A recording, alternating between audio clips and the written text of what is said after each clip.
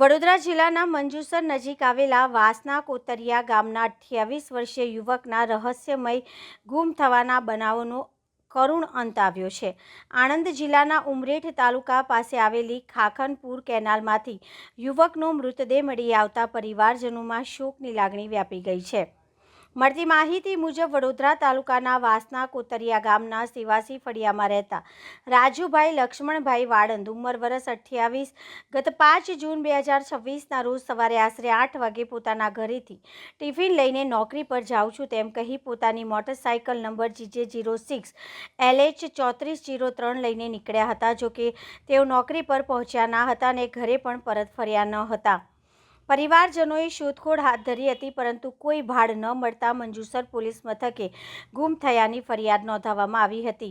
દરમિયાન આણંદ જિલ્લાના ઉમરેઠ તાલુકા નજીક આવેલી ખાખનપુર કેનાલ પાસેથી રાજુભાઈની મોટરસાઇકલ અને મોબાઈલ ફોન બિનવારસી હાલતમાં મળી આવ્યો હોવાની માહિતી મળી હતી।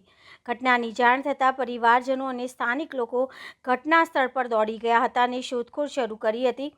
શોધખોળ દરમિયાન કેનાલ વિસ્તારમાંથી રાજુભાઈનો મૃતદેહ મળી આવ્યો હતો। ઉમરેઠ પોલીસે મૃતદેહનો કબજો મેળવી પોસ્ટમોર્ટમ માટે ઉમરેઠ સરકારી હોસ્પિટલ ખાતે ખસેડ્યો હતો।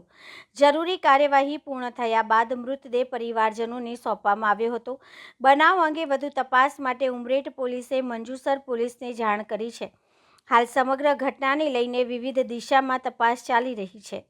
યુવકના અકાળ અવસાનથી વાસના કોતરિયા ગામમાં ભારે શોકનું વાતાવરણ છવાઈ ગયું છે।